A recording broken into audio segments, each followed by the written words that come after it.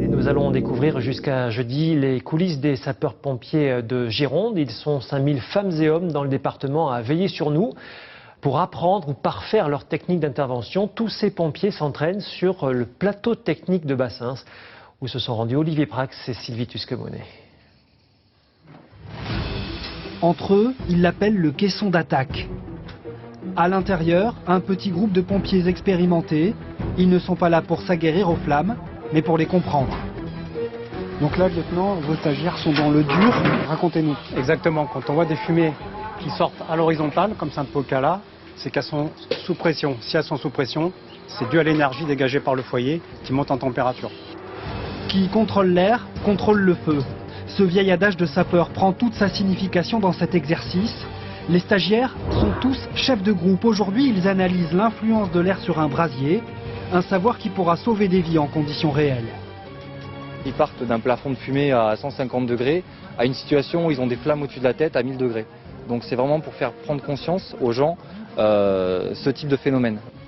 L'exercice est vital, mais contrairement aux idées reçues, les incendies ne représentent que 6% des interventions. Il faut garder le rythme, il faut continuer à se former. C'est sûr qu'on en fait pas de moins en moins, mais bon, voilà, c'est pas notre mission principale. Le plateau technique de Bassins s'étend sur plus de 3 hectares. Ici, les jeunes recrues, les Bleus, ont 3 mois pour apprendre le métier. Leurs aînés, plus confirmés, y reviennent tout au long de leur carrière pour se perfectionner. Tout au long de leur cursus professionnel, à chaque fois qu'ils changent de grade, ils changent d'emploi opérationnel et ils reviennent sur le plateau technique de manière à mettre à jour leurs connaissances et à se perfectionner dans leurs compétences. Nous voici maintenant sur une scène de décombre. Le chien des pompiers va chercher la victime qui est cachée juste là, mais lui ne le sait pas. Tremblement de terre, éboulement, ce décor ultra réaliste reconstitue les grandes catastrophes sur lesquelles l'unité cynotechnique de Gironde peut intervenir, parfois jusqu'à l'autre bout du monde. Il y a quelqu'un dessous. Il va te blesser. Pour Dougie, 7 ans, l'exercice s'apparente à un jeu. On base tous les exercices sur on renforce du positif, tout le temps, tout le temps, tout le temps. Donc le chien pour lui, c'est que du plaisir. C'est bien, mon kiki, c'est bien. Rien n'est fait sous la contrainte. On ne peut pas réussir nos missions si le chien n'aime pas les gens. Donc ça c'est pour ça qu'on revient encore sur notre cœur du métier. On est là pour sauver des vies. Sauver des vies, c'est aussi ce à quoi aspirent ces jeunes recrues à mi-parcours de leur formation. C'est une famille. Un jour, on va dresser des échelles pour aller sauver une personne. Un chat, je sais pas. Le lendemain, pourquoi pas pratiquer l'accouchement, faire un massage cardiaque, aller éteindre un feu. Dans n'importe quel autre métier, on ne pourra pas retrouver ça. Et moi, ça me mère, ça ne pourra jamais s'ennuyer, quoi. Donc, je suis passionné. Qu'ils soient professionnels ou volontaires, l'an dernier, presque 3000 pompiers ont été formés ici, à Bassins. En 2015, les Girondins ont entendu cette sirène plus de 100 000 fois. Mais savez-vous vraiment tout ce qui se cache derrière le camion rouge? Nous sommes au 2e étage de la caserne Ornano, au centre de traitement des appels. Les pompiers, bonjour. Où que vous soyez dans le département, en composant le 18, vous atterrissez ici. Alors, il y a quoi exactement dans l'accident? Dans votre magasin, ça sent pas le gaz, c'est dans la cave. Oui, il respire? Pronostic vital engagé. C'est simplement pour venir vous chercher? Ou demande loufoque. D'accord, mais vous êtes avec les pompiers, monsieur, vous n'êtes pas avec la société de taxi, là? En moyenne, c'est un appel toutes les 49 secondes. On prend les demandes de secours, et en fonction de la gravité que nous allons pouvoir apprécier, soit on engage une équipe de secours, soit on bascule directement vers le médecin pour avoir un conseil médical. 1 minute 30 après la demande, les secours sont déclenchés. Alors on a une application informatique qui permet, avec beaucoup d'informations qui ont été rentrées à l'intérieur, que ce soit sur la localisation, sur les natures d'appel et sur les réponses à apporter, c'est ce qu'on appelle un système d'aide à la décision qui va permettre à l'opérateur de lui proposer des solutions. Autre service de l'ombre, le groupement technique et logistique. Nous sommes au nord de Bordeaux, 150 personnes travaillent ici en coulisses. Dans ces ateliers, le matériel usé par les interventions reprend vie. Aujourd'hui, l'ensemble des mécaniciens, l'ensemble des personnels en fait, du groupement technique sont focalisés sur un seul objectif, c'est arriver à tenir les matériels le plus opérationnels possible pour qu'en fait le service puisse être rendu en fait, à la population de la Gironde. Des kilomètres de rayonnage entièrement dédiés à l'opérationnel. On trouve tout. De l'habillement à la machine qui lave et repère les fuites dans les lances à incendie, au matériel le plus perfectionné comme ces bouteilles à oxygène longue durée.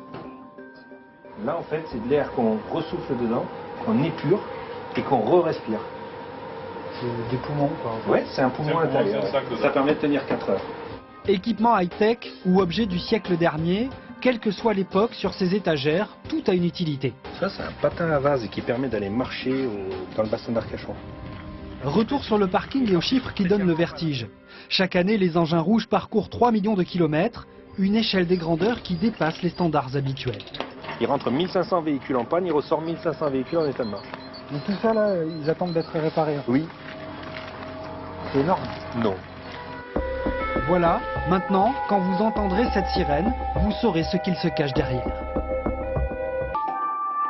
Nous sommes à 50 mètres de hauteur sous le tablier du pont d'Aquitaine où l'équipe du Grimpe, ces spécialistes des sapeurs-pompiers, sont en train de s'entraîner.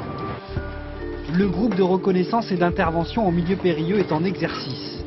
Un ouvrier blessé est coincé sur cette poutrelle. Le scénario imaginé est pour eux presque banal. Je veux un retour de la corde porteuse, ici avec un système de traction. Grimpe. L'acronyme ne fait pas forcément référence à leur aptitude d'alpiniste. Ces pompiers funambules utilisent aussi bien des techniques venues de la montagne que de la spéléologie. Mais pour autant, le savoir-faire et la répétition des gestes n'enlèvent pas la peur. C'est normal d'avoir une appréhension. C'est ce qui justement va faire en sorte que on va garder notre sang-froid, être très technique et l'aspect surtout est porté sur la sécurité. Pour intégrer cette unité d'élite, 45 hommes ont été triés sur le volet, même si l'essentiel de leur mission ne se fait pas à 50 mètres au-dessus du vide. Nous intervenons également sur des recherches en carrière, sur des parapentistes à la cime des Pins, derrière la dune du Pilat. Nos missions sont relativement variées. On fait également des évacuations de personnes de forte corpulence ou fortement médicalisées par l'extérieur des habitations, lorsque les communications existantes ne sont pas praticables. Des vertiges du pont d'Aquitaine aux eaux troubles de la Garonne ou du lac de Bordeaux, nous retrouvons d'autres pompiers de l'extrême, les plongeurs. Quand ils ne sont pas en intervention, les 26 sauveteurs répartis sur tout le département s'entraînent. Aujourd'hui, l'équipe simule une reconnaissance sous-marine.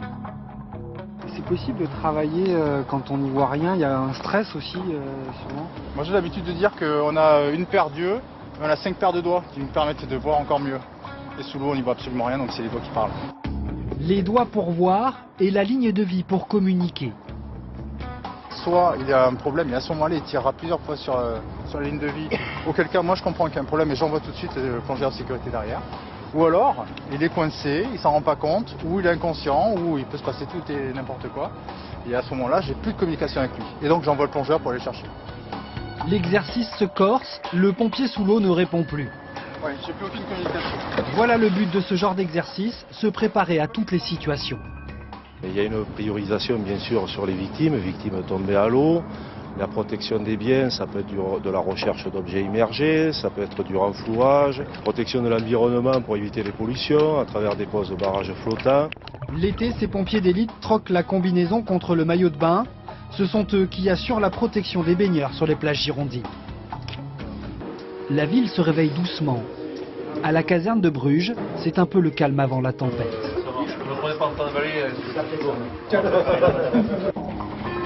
Pas de sirène hurlante comme dans les films, mais il y a bien urgence, un homme vient de faire un malaise cardiaque sur son lieu de travail.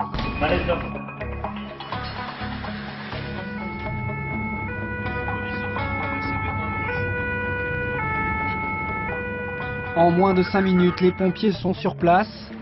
Problème, la personne qui a appelé les secours n'a pas donné la bonne adresse. Comment ça se passe alors ? Vous avez une douleur qui part sur le bras gauche? Non. Dans la mâchoire?